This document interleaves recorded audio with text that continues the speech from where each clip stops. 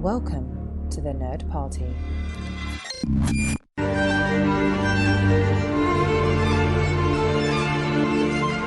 Hello and welcome to the A24 project here on the Nerd Party, the only podcast dedicated to A24 that's taking you through the entire back catalogue, watched latest releases, television outfit, brought the interviews from the people behind the movies, and still hasn't received a birthday candle from A24. Boo! On today's episode, fresh from revisiting First Cow and Minari at the Glasgow Film Festival, we are feeling simply euphoric, and we review the two Euphoria specials. I'm your co-host Alice King, and with me in the virtual pod booth, as always, it's Lee Hutchison. How are you? Yeah, I'm not too bad. Yeah, I'm looking forward to chatting about a Christmas special in February with you.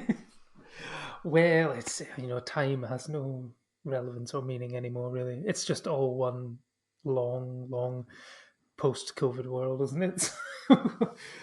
I mean, you celebrate all these things the exact same way of just sitting on your couch watching telly. So I guess makes perfect sense.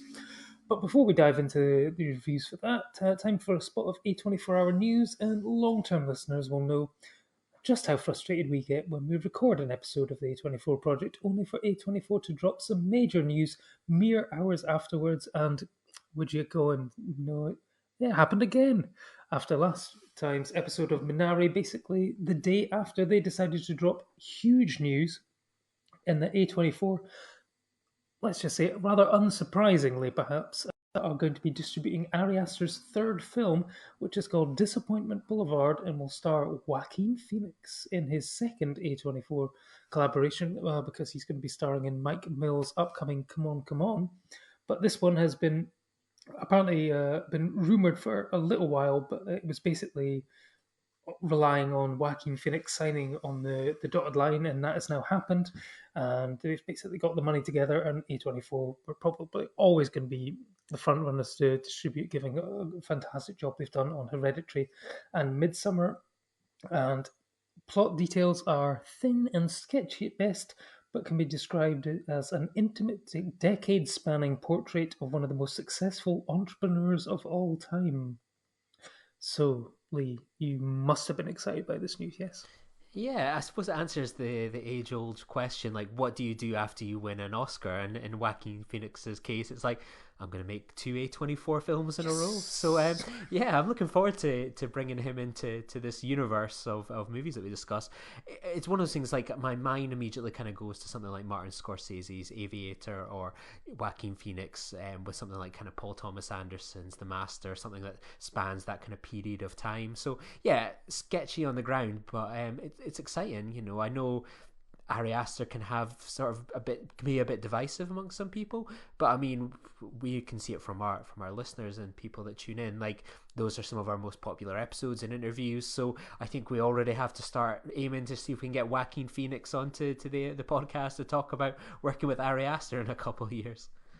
Well, I think we might need, it potentially might be our longest episode ever, that one, because Ari Aster apparently was quoted as saying that his next film, which is going to be this, was apparently going to be a nightmare comedy, and all that he knows is going to be 4 hours long. So I guess that's a challenge for us to try and see if we can talk about that film for 4 hours. But Throwing it's down nice the to see. gauntlet to the Snyder cut and stuff like that. Like, here I'm like, 4 hours of the Snyder cut, Jesus Christ. And then it's like 4 hours of like an Ari Aster, Joaquin Phoenix movie. Okay, I'm in. I feel like one of those memes just now.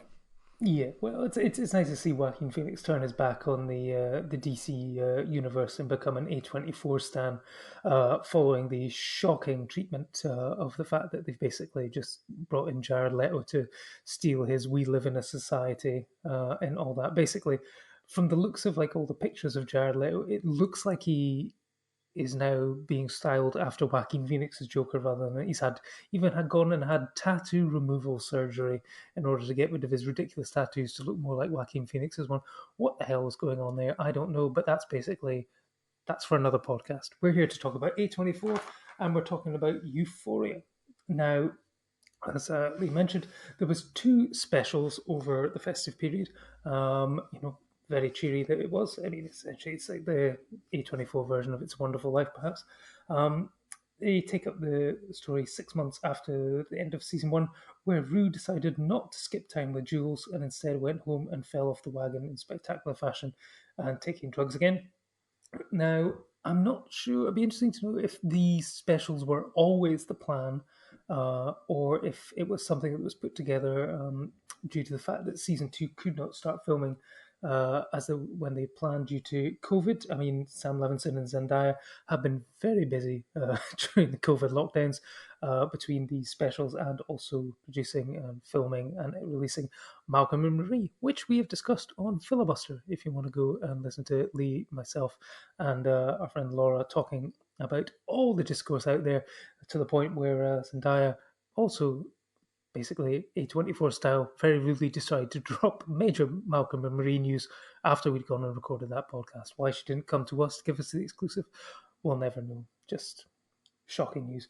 But I mean, Lee, let's get your thoughts on this. Do you think this was always the plan to have a couple of specials here, or was it something to sort of bridge the gap before they could? Because obviously it looks like you're probably looking at late 2021 or maybe even to 2022 before they're going to be able to do season 2. And given the fact that most of them were sort of teenagers and stuff like that, could there be an It Chapter 2 style problem of them potentially aging out too much? Yeah, I guess so. I think they seem to be pretty confident that they're going to be out this year. I think they've started shooting kind of already, or kind of next month, I think the word is. So I'm pretty confident we'll have some kind of Euphoria to kind of kickstart the end of the year. But I thought that as well. Like, I watched these 2 episodes, how they're structured, how they're written, the plot that they cover. I couldn't picture this as like the 2 first episodes of like an 8-episode season. This is only sort of the 9th and 10th episodes of sort of Euphoria, and I couldn't imagine them dedicating like 2 hours of sort of a maybe 8-hour runtime to sort of a story this small and less sprawling. I think, yeah, I'm interested in sort of like where this all kind of goes next potentially. Like, how do they pick? How do they pick up a sort of season 2 after something like this, where they've kind of got these little episodes and then they can sort of like tie back in? I think it'll be interesting to see how that all kind of comes together. But yeah, I'm not too sure how they would have kind of got them back together. Well, sort of, these characters into sort of the situations that we saw them in without kind of going down this route. So I'd love to kind of see the alternative version, but I don't think it would have been this. No. Yeah, because I mean, I think we discussed at the end of the Euphoria episode when we reviewed season 1. I think we actually sort of posed where we thought it was going to go and stuff like that. And I think I had reservations about the storyline going forward, given that at the start of season 1 we were basically introduced to Rue, who was coming back after being in rehab for drug addiction and stuff, and the fact that she fell off the wagon at the end of series 1. There was potential that they could have. It looked like they may have been repeating themselves if it jumped ahead in time and we saw her coming back out of rehab. I think what they've done is it's a smart thing by having it as a more smaller, intimate sort of tale rather than just throwing us back into season 2. I think it sort of breaks up the repetition and stuff like that. But these 2 episodes do feel very different to series 1, which was very chaotic, very stylistically filmed.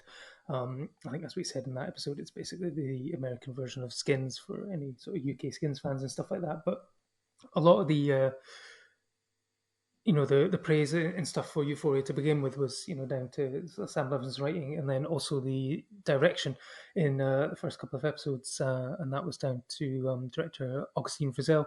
And Lee, you've got a sneak preview of an upcoming episode for us where you were able to sit down and speak to her, and you were able to talk about Euphoria and many other things. Yeah, that's right. Yeah, in the full episode, you're going to hear about sort of like starring in a ghost story, writing and directing Never Going Back, and obviously her involvement in shooting the pilot of Euphoria. And in that sort of we learn about sort of the casting that went on, the challenges of shooting a pilot, her kind of history from being tapped up by Sam Levinson to direct it. It's a really interesting kind of interview. So hopefully this will give you a take you behind the scenes of Euphoria from someone that perhaps hasn't been given the credit in my eyes for sort of their setting of the tone and visual style of Euphoria that has been pretty well acclaimed.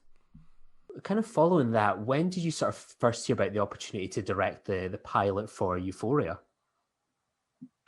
That happened strangely. Now I can't remember if that happened that I got an email from my agent first, because I went back recently to try and figure that out. But I didn't really know what it meant. This is going to sound so amateur, but I really just didn't know. I didn't know what it meant to have like a pilot order or to have like a show that was going to get made and they needed someone. I didn't understand how it all works. Now I do, of course, but at the time I guess I got an email and they're like, HBO is looking for a director for something, and my agent was like, oh, this, they're looking for a director, it's like a teen show, you might think about that, well, are you interested? And I was like, well, yeah, but I didn't know what it was called. And then separately, I was in LA for whatever, and they were having the Sundance orientation for like the filmmakers who were going to be playing in January, and this was like in December. And I went to the orientation, and I was speaking with the programmer for the Midnights section, which is what I was in, and then Sam was there too, and I didn't know who he was, but we were all three just kind of talking, and I was introduced to him, and then he and I just started talking and kind of hit it off, and we found like this corner and just sat and talked like the whole night long until the thing was over, and just really had so much in common, and just had such a love for film, and we just like quickly recognized we had like a connection in a way, and but it was no more than just we were like a love of film. And then so that happened then, and then we got to Sundance a few weeks later, and I ran into him there, and the same thing happened again. Like we just sat down and just started talking, and then later that night, I think he was like, or no, maybe he told me, he was like, hey, I want to send you something. And so I was like, okay, what is it? And he was like, I'll just send it, you read it. And he sent me like the first 3 episodes of Euphoria. And I just sat down and read them and just didn't stop reading until I made it through all 3. And I like missed this director's dinner because I was like, oh my God, this is so good, and just kept reading it. And I wrote him and I said, what is this? Like, what's it for? And he was like, it's a show, I'm creating this, but let's get together. Are you coming to LA after Sundance? And I was like, yes. And he said, well, let's get together and discuss it then. And so I got there, we met up. I was like, I love this. It's 100% in my wheelhouse. Like, I understand the story. I understand these people. This is very similar to my life. Like, what is it? And he's like, well, it's the show that I'm making. And it's kind of like the character Rouge, like based on my life. And I still at this point didn't know what he was asking. Felt so unsure about what was going, like, is this a show you're making? Like, what is this? And so anyway, he ended up saying, yeah, we need a director for the pilot. And then it just kind of snowballed, and I created like this massive collection of pictures. I was like, okay, this is kind of how I see it. And put together, I mean, just a whole analysis of all the characters, like just went in deep. I was like, this is how I see Rue. Like, this is why I feel like she's dealing with what she's dealing with. And I understood it so intrinsically and all that. And he was like, this is amazing. And all right, well, and then I told my agents, they're like, okay, well, they want to put you to HBO. And I'd already met with HBO generally. And so then I ended up like, well, first I ended up pitching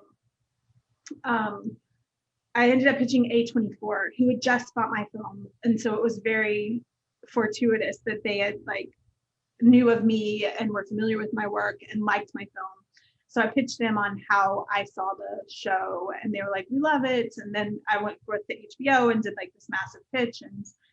and still didn't have the job because I was brand new, and then had to do this one final pitch to HBO where they asked me all of these really rudimentary like filmmaking questions, like how do you talk to your production designer if you don't like something he's done? It was just like really basic filmmaking 101 questions, and I guess I passed and ended up getting the job. The pilot obviously sets the style and approach that informs what's to come in sort of season one, as we've only had that so far. How much influence do you have over kind of crafting that Euphoria look that the show's become quite synonymous with? It's really hard to break it down by that. I think what was appealing about like Sam and I working together was that, well, firstly, we have a lot of the same film influences. We like love a lot of the same films, and then he, in the script, like the first 2-3 pages of the script, he'd written in camera moves, and the camera moves were like dolly whip, like push, and all this stuff, and I just understood that style. And as a fan of like Paul Thomas Anderson and Martin Scorsese and these filmmakers that work with a lot of movement, which I also prefer to do, like always I'm like drawn to that was just a style that I understood. And so it was clear based on that and based on all of the visual images that I'd brought, and then what Marcel, the DP, was like, yeah, and then here are my images, and like we just shared images. We all were kind of like working towards the same goal. And so I can't say that like I created it, or because I definitely was part of, as I learned like on TV, which actually came as a bit of a surprise. Like it's not just the director. You don't just come in and be like, okay, this is how I see it. Like TV is such a collaboration, and that definitely took me by surprise. I remember our first like storyboard session. We had a storyboard artist come in, and it was me, Sam, Marcel, and the storyboard artist in the room. And I was like, oh, we're all doing this? Like, and they're like, yeah, we're all working on it together. And so I was thinking, this is crazy. Like normally it would just be me and the storyboard artist. We would be like coming up with the things, and then we would have the DP maybe involved, but it was very much like a collaboration. And luckily, and I think that's possibly what took so long for them to find a director, was finding someone who saw it the way that they saw it and stepped into that with the same approach in mind. I don't think we would have ever been able to finish the process had we had like differing views. Not to say we didn't, because there were times on set when I was just like, no, I don't see it this way. And we would get in fights, and we definitely like butted heads. But I look at what we created, and I think it's like better for that, and better for that push-pull, and having that like occasional differing of opinion that like just challenged and brought something new or different or exciting. Of course. Like, I mean, how much of a reference point was something like, say, Assassination Nation? Because obviously that was directed by Sam, and it has the sort of same cinematographer as the show, Marcel Rev. Was that sort of a reference point for you guys about what kind of form this show might take? Not really, strangely enough, thinking back to it. I think we had a lot of other references. I mean, I don't remember talking much about Assassination Nation, other than the fact that I recognized that it had bulk camera, and that was really exciting, just because I'd never had the chance to like step into something with the equipment at your fingertips and like the money and time to make it happen. And so I'd seen an Assassination Nation, but it wasn't part of the conversation that much. We had a lot of references, and I just remember, I mean, so many films that weren't that came in, and like anything that you're making, for me, I'm taking from every filmmaker. I remember like Paul Pressburger being part of it, and like just like these old filmmakers, and then and new ones too, and just bringing in ideas from God, I'd seen like Assayas's like first film, and was like, oh, this would be cool for the party scene in the beginning. They just kind of stay on her face, and I was obsessed with like bringing in like trash cans with fire in them because they had them in that movie. Like we took from kind of everything. So I think that's what makes something so exciting to me, and kind of what I always do is that it's not just like, oh, I'm going to copy this movie. It's like, okay, there's this little bit from that and like this bit from that. And I like that here and here and here. This, and it's not like you're copying so much as you're just saying, that was cool. How do we make that for this? How involved were you with the casting with Euphoria, and what was the process for finding these people for the pilot? Because it is one of the best kind of TV casts that's kind of kicking around at the moment. I mean, I think casting is one of my favorite parts. We had these incredible casting directors, one in LA, one in New York, or a couple in LA, and they were just all searching for these characters. And you know, it's the same with any project. You're just looking at a million tapes and looking at pictures and considering everybody.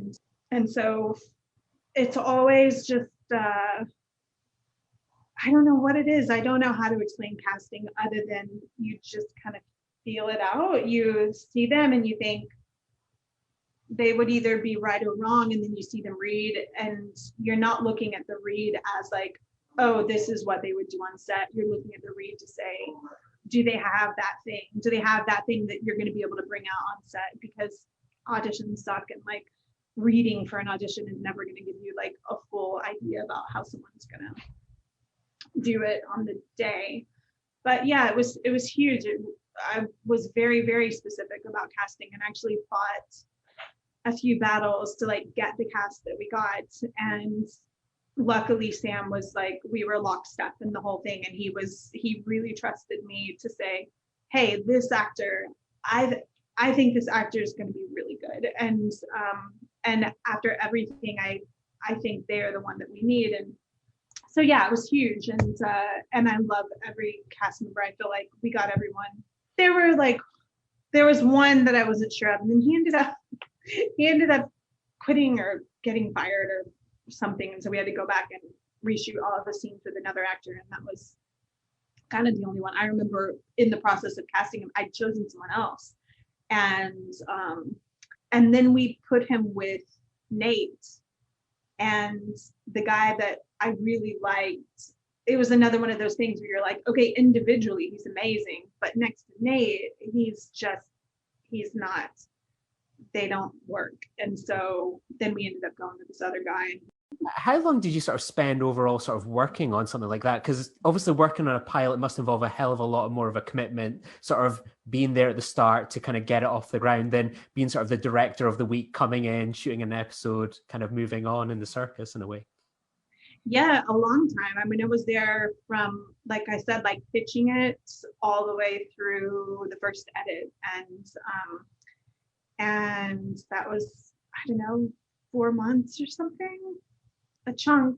I really don't remember. I just remember being in LA for a lot of it, and I'd had like a surgery on my jaw just before we started. And I just remember being there still, going to New York and doing casting sessions in New York, having just had this surgery, and it was like kind of swollen, but you just carry on and like get it done. It was a long time. Obviously, the show generated a lot of controversy on sort of Fox News. What was it like when something like that happens? Is it like amazing free publicity, or is there any sort of like concern in the back of your mind? Like for me, I find that is the funniest thing I've potentially ever seen them do, of just like their moral outrage of a show that I actually refuse to believe they had even seen the pilot before it aired. And if you have kids, we have a warning about a new show pushing dangerous boundaries. Joining us now with all the details, Raymond Arroyo, Fox News contributor, New York Times bestselling author of Will Wilder, The Amulet of Power. All right, Raymond, first I need to get this warning out about this latest HBO show. Tell us. Yeah, well, it's called Euphoria, Laura, and it's targeted to teens. It bills itself as an edgy, true-to-life depiction of growing up today. But in reality, it's a boundary-pushing, graphic sex acts, nudity, violence, crazy drug use among young people. It's sort of the old girl show on crack. The show features former Disney star Zendaya in what is a play for tweens and high school kids. This show is so graphic, I really can't even describe the events here, Laura. But one cast member was so disgusted by the content and the sexual adventures that were introduced into the script, he walked off the set. HBO's bosses were concerned about the male nudity in the show, and if they're concerned about it, you know this must be bad. What my problem is, as a parent, you're pushing boundaries and you're establishing as normative these deviant sexual behaviors, transgenderism, gender fluidity, ridiculous drug use, and passing it off as normative. Now, Sam Levinson, Barry Levinson's son, who created the show, this guy spent time in and out of rehab up until he was 16. Of course, this is normal for him, living an elite Hollywood life. This is not normal for American kids. It shouldn't be. I think I got rid of HBO after The Sopranos. You and me both. I was like, oh my God, it's just not something I care to pay for. I'm not going to pay extra for it, and I'm not going to allow it in my home. Well, this show is we don't watch almost any TV this anymore. This is beyond pushing the envelope. It is. It well, goes so far. This is an agenda, and they're pushing this agenda. We're going to be hitting this in the coming weeks and months. Totally. I just thought it was hilarious. I remember one of the producers calling me. Well, also I have to say, I'd only read the episodes after mine. I'd read 2, 3, maybe 4. I think maybe at that point I'd read 4. I can't remember. And so I didn't know, I guess some press had seen 1 through 4. Maybe they hadn't seen it, but my producer called and he was like, they're focusing on like all the dicks and like, what's that gonna say? Like, is everybody gonna just think this is a show about a bunch of dicks? And I was just like, laughing so hard because he was very earnest about it. I was like, look, don't worry. Like, this is gonna be hilarious to our audience. None of the people who would love this show are going to be put off by that.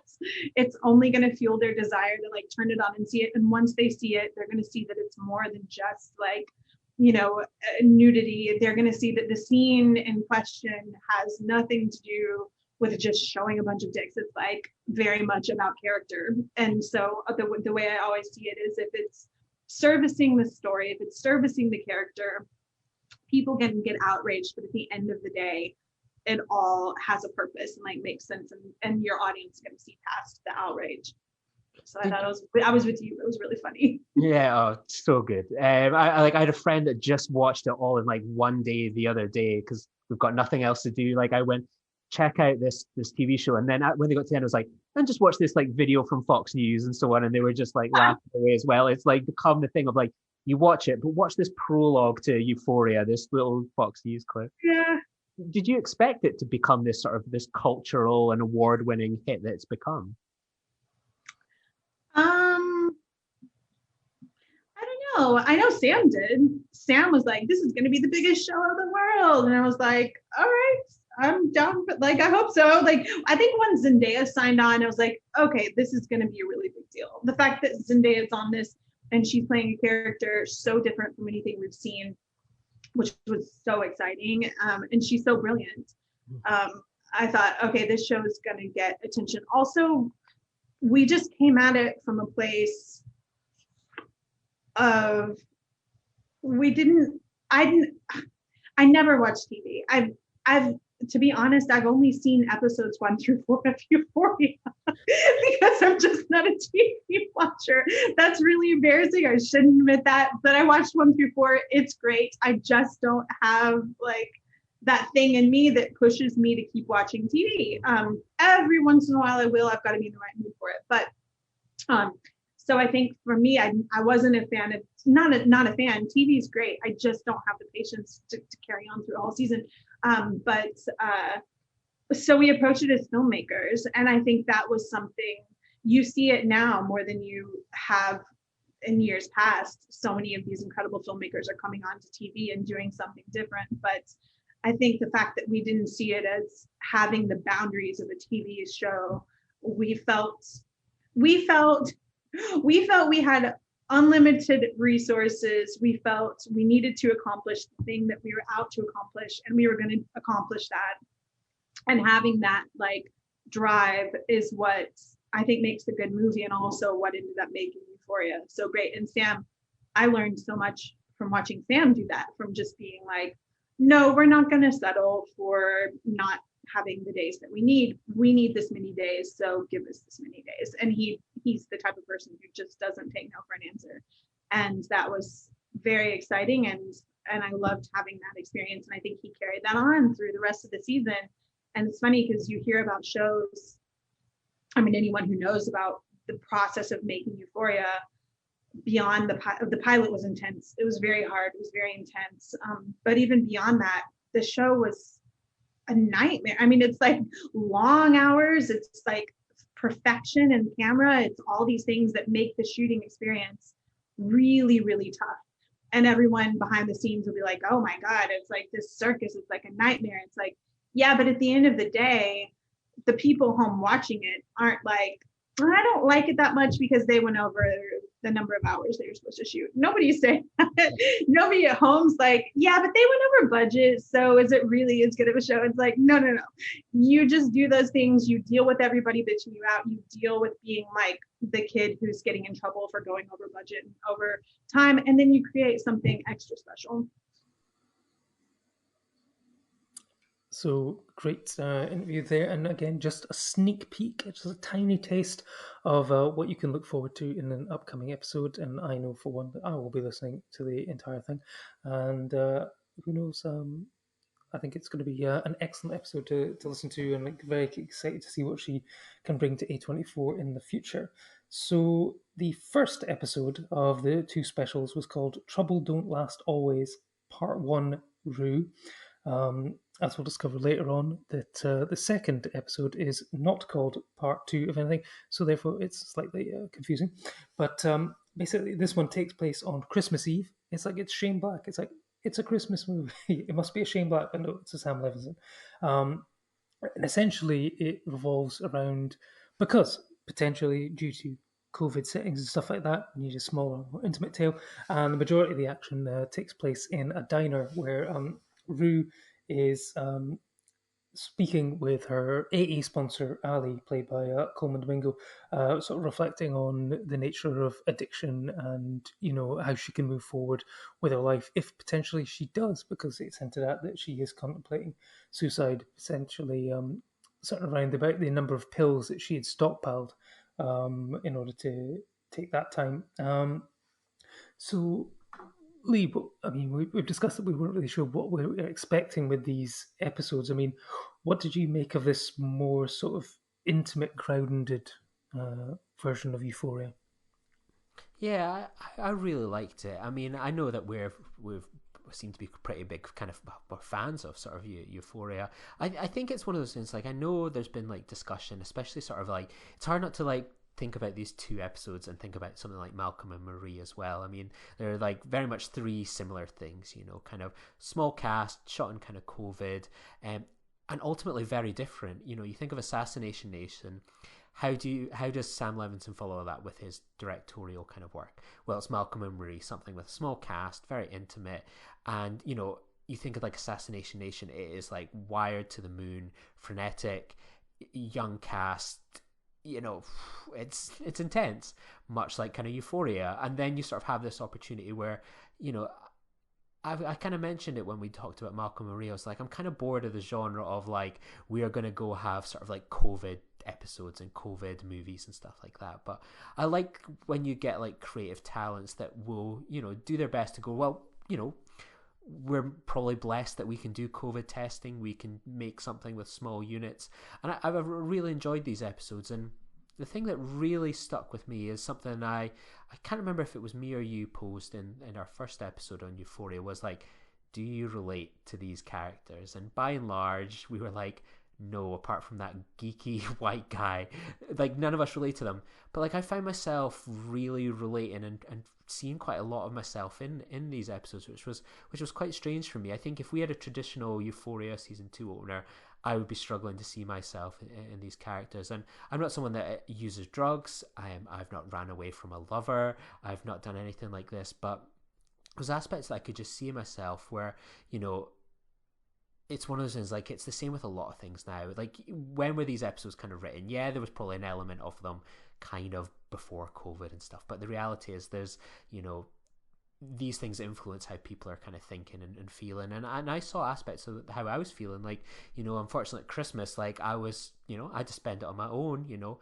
I wasn't saying I relapsed, but, you know, it was an emotional day, you know, I made the most of it in the end. But I felt alone, and it would have been nice to have been sat across from a table having pancakes with someone, but that's not really it wasn't really possible. But sort of towards the tail end of last year, as these kind of episodes were coming out, and the second one, I ended up taking up the option to take advantage of like some therapy and some counselling, and some of the stuff that they were kind of talking about. While I wasn't dealing with those issues that there were elements that I could see. Yep, that was what I was kind of feeling. There was a line where she's talking about how can you be in relationships with people, how can you be close with people when you're going through, you're damaged or you're broken.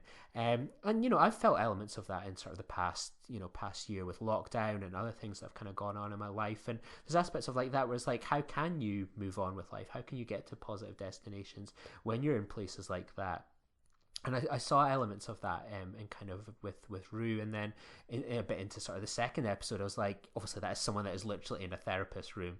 Well, mine was obviously over Zoom, which was, a very different environment. Again, you can sort of relate to kind of those things and, relationships and how you, come off with people. And, I know a lot of people said with things like Malcolm and Marie, and I'm sorry to add Malcolm and Marie into this discourse, but the reality is, like, Sam Levinson has obviously received a lot of criticism, and like they said, oh, like he uses different characters to kind of express his thoughts and so on. But the reality is, Sam Levinson was someone that went through quite a lot of hardship, and obviously he's a privileged person, but he faces addictions with drugs, and probably there's so much of his experience that we have no idea what he's kind of gone through on his road to recovery, and we probably see elements of that invested in these kind of scripts. And obviously the second one is written by Hunter Schafer. So, as a really long-winded answer, it was like not what I expected, but it was true to its time, and probably true to kind of a lot of the feelings people were going through,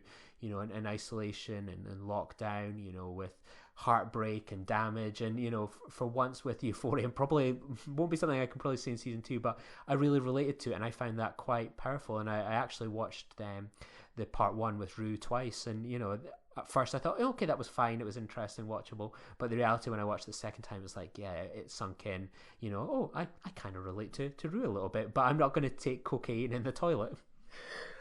Yeah, no, I mean, it was an incredibly powerful episode. I think a lot of it's down to the fantastic performances by Zendaya, and then Coleman Domingo, who we've only seen very, very briefly towards the tail end of the episode there. And it's interesting, like what you say. I mean, it's just got me thinking about, it's tough enough for everyone during lockdown, but I can only imagine how tough it would be for people in recovery from addiction and stuff like that, where you would normally have these in-person meetings and stuff like that, but then suddenly being thrown to, you can only talk to other people like that over Zoom. I can imagine it must be incredibly daunting and overwhelming to have to go through something like that. And it's interesting, but it sort of picks up on sort of Coleman Domingo's character. Sort of talks about how essentially you're at the mercy of the drug. And he sort of talks about, I've watched a couple of the Russell Brand documentaries where he is a former addict, and he's managed to get himself clean and stuff like that. But he's always sort of campaigned to have people sort of view addiction and stuff as a disease. It's like a mental illness rather than any sort of a criminal thing. It's punitive to lock these people up and penalize them for that, when essentially they're at the mercy of an illness and stuff like that.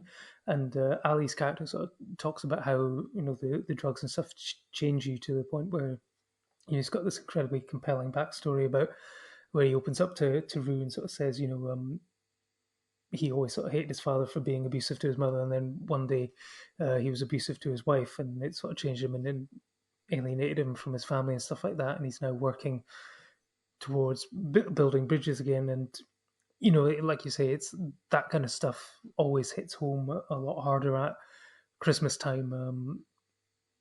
So it's an incredibly sort of powerful episode. I mean, what did you make of the two performances? I mean, we've sort of raved about Zendaya recently on the Malcolm and Marie one, but I mean, have you seen Ma Rainey's Black Bottom? Coleman Domingo's fantastic in that. I just wondered if you've seen much of his other work. Yeah, I have. Yeah, like I'm kind of just gonna load up his filmography here. Like I know for a fact I've seen him. He was excellent in If Beale Street Could Talk. I actually thought he was one of my favorite things in that movie. I'll always Oh yeah, he forget was that. the Like dad, and yes, and yeah, yeah. yeah. He had his little moment of like anger, etc. But I just thought he was absolutely sensational in that. I mean, I've never seen him in like he's in that Fear the Walking Dead. He's like in 81 episodes of that. Like I refuse to believe anyone is watching that program. Like I keep thinking that it's like a fake TV show. But yeah, like he is such a good actor, and I love him in that. Like you have this like young performer in Zendaya that is, she's so vulnerable, and she's trying to pull the wool over his eyes of like, I've got balance, like I can be myself, but I can also take drugs. I somewhat doubt that is actually very possible, but like he sees through that, and I just love that he has been through so much, and just like when we get a bit of an insight into like what he's gone through, like I'm so glad that we got these specials, because like it's given basically an hour to a character that I really enjoyed, what little we saw of him in season 1. And that scene where he's like, he makes the phone call over Christmas and so on was just heartbreaking. And the two of them worked so well together, and he's just one of those actors that every time I see him in something, he seems to just continually impress me. And yeah, we're lucky to have him on a show like Euphoria. Yeah, no, I mean, I've just noticed that he was in Assassination Nation as well, so he's sort of Sam Levinson's almost sort of go-to guy. I guess he's probably like the equivalent of, is it Noah Sagan in Ryan Johnson movies or something? It's like a good luck charm or something, just sort of popping up in these things. Obviously, he wasn't in Malcolm and Marie, but yes, I know. Yeah, he wasn't in Malcolm and Marie, sadly, but yeah, that was essentially just a two-hander. I don't know. Maybe he could have been like on a phone call or something, or maybe he was one of the critics. Malcolm was chastising, perhaps. But I thought he was fantastic, and it was great to see, like say, an expanded role for him. Which was, I mean, yeah, he probably had maybe between sort of maybe 5-10 minutes of runtime towards the end of the series. And I mean, what was so obviously, you got to look at it in the context of a bubble. There's reasons as to why this story was basically just focused on these two, but it was quite a departure for the series, because although each episode in the first series of Euphoria kind of focused on one particular character's point of view, you still had the different storyline elements coming and going in the background and stuff like that. Whereas this one was purely about building up these two characters and getting us to know them and stuff like that. And I think it's a real credit to the two performances, is that I was completely engaged with the two of them throughout the entire thing. And it'd be interesting to see how much of a role Domingo's going to have in the second series. I think he might sort of the focus will probably shift away from him and back onto the younger characters. But it's always good to know that he's there to come up in an episode or something like that. And yeah, no, it sort of at the end of it sort of leaves Rue with sort of choices to make. She's feels incredibly guilty about how she's handled things with Jules. Claiming that they were in a relationship and she just abandoned her and stuff like that. But as Ali sort of interrogates her a bit, finds out that she'd never really discussed this with Jules. So how can you expect anything back if you're not actually saying it to? Can't just assume that you're in a relationship with someone without actually essentially making it Facebook official, or exchanging rings, or whatever or going steady, or whatever the kids in the 50s used to do.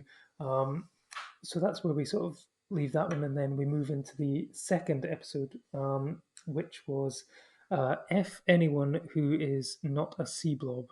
And the interesting thing I found that this episode, the first episode, was entirely credited as written by Sam Levinson. This one was written by Sam Levinson and Hunter Schafer. And I think if anyone has seen the episode, I think it's probably clear why. This one felt like an incredibly sort of personal tale, and I think we both sort of agreed that Hunter Schafer was probably the sort of breakout standout of season 1, someone we'd never heard of before, but was really sort of made a huge impression over the first series. I mean, we'd already seen sort of like the Spider-Man movies, and I'd seen The Greatest Showman and stuff like that, so I was already familiar with Zendaya. But I mean, she just was sensational. But for me, it was Hunter Schafer was the breakout star. And how did you feel about Jules getting an entire episode to basically bare her soul to the therapist in this one?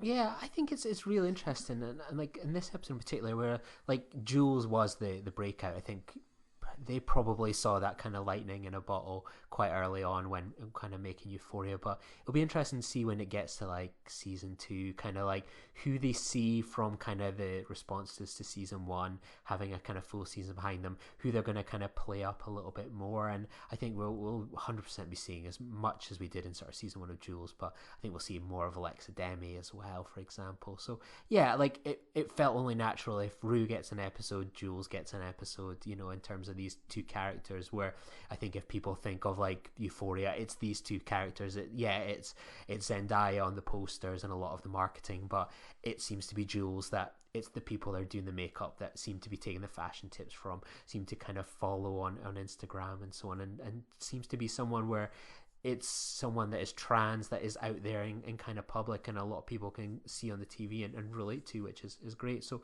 yeah, I thought it was a good episode. It was certainly more visually interesting kind of than the first episode, which was pretty much just set in this diner. They kind of had a lot more to kind of play with here and play with some kind of different kind of themes. But ultimately, I think the first one just edged it a little bit more for me, just watching those two just talk out. They were two interesting characters. Whereas here we've kind of got Jules, she's got the agency in this one, but the therapist wasn't always the most exciting character in the world, and we only just see little flashes of kind of the other characters. So yeah, it was a really good episode, and incredible kind of what Hunter Schafer, I when I kind of see that script, I suspect majority of it is her speaking to her experience and the hormones and how that influences that. And I can't even begin to imagine what that kind of mindset is like for someone that's trans, where she talks about how she's this trans woman, but like she is so focused on like pleasing and appealing to men, and like even though she was kind of in love with Rue, that is still in her mind, and still in love with Tyler, who blackmailed her, has treated her like absolute shit. It was shocking. So yeah, it's really interesting kind of this episode, and I'm the ending kind of that was the one thing I didn't expect, was how the ending would kind of play into the first episode as well. We'll get on to that, but I thought, like you say, this one is the more visually and thematically more akin to the series, I think, because you see it's like essentially Hunter is in a therapy session, and therapists quite often are very sort of passive characters. They're basically egging the other person in there to talk and stuff like that. They will only sort of interject when they need to. So it's a much different dynamic to what we had with Rue and Ali, who are sort of verbally sort of baiting each other and stuff like that. So the conversation sort of sparks a lot easier. This is quite often sort of monologuing and sort of looking introspectively, I guess, for Jules. And yeah, like we say, initially, I mean, you've got that pre-credit sequence where essentially it looks like she's recapping the entire series reflected in her eyes as she remembers it. And then there's a lot more sort of stylistic things as she goes into her own head, sort of exploring her relationship with her mother, who it turns out was an addict as well, and she's got issues which are very similar to the issues that she has with Rue. And then also, like you say, the fact that she's still in love with Tyler, who is not Nate, but the online persona that was created to entice her in. And yeah, it's interesting the fact that she's still in love with that person, even though that person doesn't exist. But I guess there's a lot of issues about, like you say, about gender and identity and stuff like that. And it's really interesting, like you say, the conversations he has, and it's clear that a lot of it is drawn from her own life and how she feels about herself, which is why she's got the writing credit and stuff like that. And again, yeah, it's credit to Hunter's performance that you are basically sort of drawn in and captivated for. I think this one was a slightly shorter episode. It was around about sort of 45 minutes of just basically them being on screen the whole time. But it's a credit to her performance. And she talks about, like you say, how essentially, the therapist sort of needles in and gets to the core of the issues, that, she's sort of scared to let ruin completely because, she did that with her mum and then she was let down, but then she's also scared that if she doesn't commit to Rue, then Rue might relapse and then she might destroy her life and stuff like that. And there's a lot of pressure, on her as well. So yeah, like I say, there's so much going on that it's a very densely packed episode and stuff like that. But it is nice to see these two characters who were the essential bona fide leads of the series get a bit more time to sort of live and breathe and get the audience to connect more. So, like you say, it's going to be interesting to see where we go with these two characters in the series 2 when it eventually does come around. But like you say, the ending is a bit of a surprise because we do see the two characters eventually come back together and sort of talk about their feelings, but then it's revealed that it's actually Rue is actually on her way to meet Ali at the diner to talk. So I mean, one, I guess, narratively, it's slightly tricksy, but then I guess it comes into our own perceptions of it, that you would consider these two episodes to be concurring either at the same time or for Jules' session to be taking place after Rue's, because that's the way that they were delivered. But the fact that Jules' session actually technically happened first is a bit of a curveball at the end. So even though at the end, between what Jules was saying and that she wants to give things another go, and it looks like the two of them might be able to reconnect, actually the fact that they haven't done by the end of these two specials, it leaves a bit of room for growth, I guess, of where to go in the second season. So were you expecting that little I'm not even go so far as call it a twist ending, whatever, but just a bit of a tricksy narrative storytelling, perhaps? No, I didn't see that coming, and I really liked it because I think anyone watching that first episode would go like this, and it's even the way they marketed it as well. They were like, this takes place immediately after kind of season 1, and then they kind of pull the rug. And I remember sort of having to just watch that bit back twice. Like, oh wow, they really did that. I really thought that was a good way to kind of pay off the two kind of episodes. And if you've not watched the second one, and you've only watched the kind of first one, because I think you'd be kind of feeling like, what have I done here? But I thought that was a really good idea, and I was really impressed by it. Yeah, I guess if you actually didn't know, you could have actually watched part 2 and then gone into part 1. And technically, almost like a reverse Memento type of thing, you would have actually then got it chronologically, even though you didn't know about it.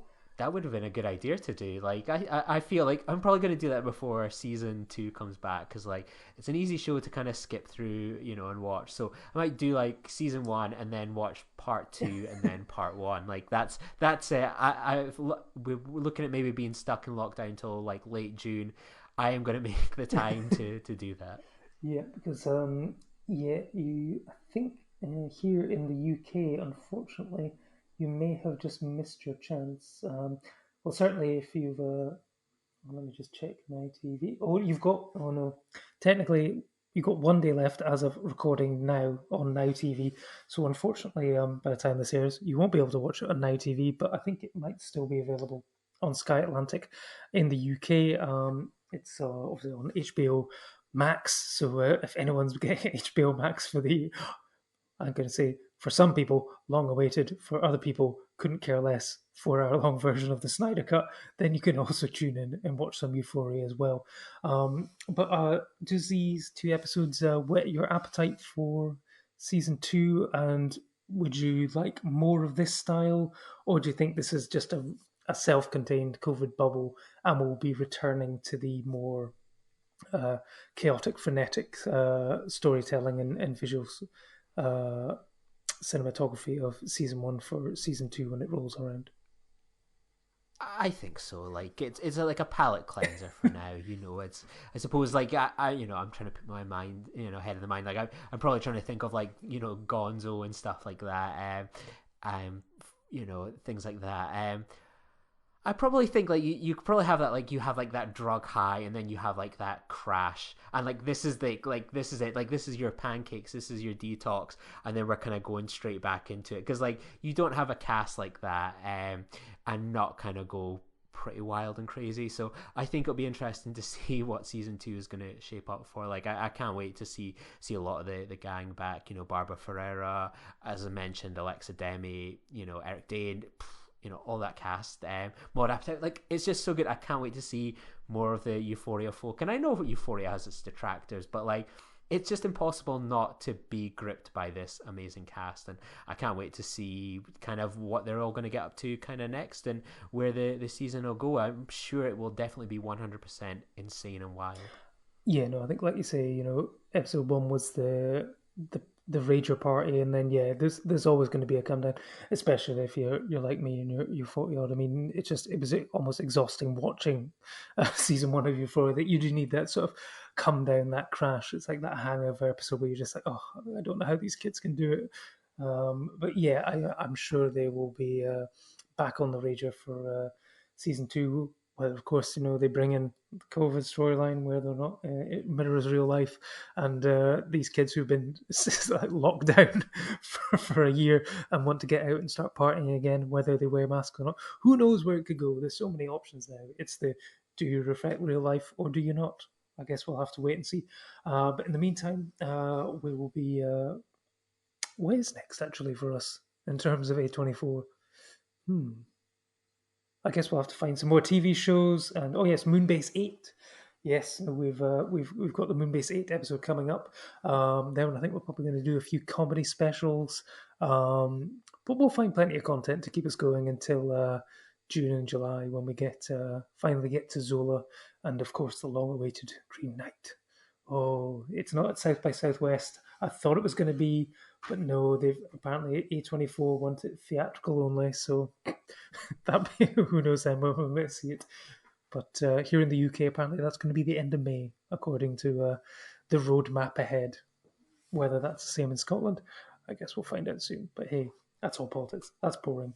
Euphoria is not. But yeah, go and watch Euphoria and enjoy. And as always, I mean, if there's any suggestions of what A24 TV shows and TV content you'd like to see us cover next, please just drop us a message on Twitter. Lee, if they want to find you on Twitter, where can they find you? Yeah, you can find me on Twitter at Lee Hutchison _, and you can find me on Letterboxd too. Yeah, and you can get me at DallasKing1138, or you can get us at Join Nerd Party on Twitter as well. Drop us a message, let us know what you're watching A24 style and what you'd like to see us cover in the future, and about how much you're missing the Green Knight. And we'll see you all soon.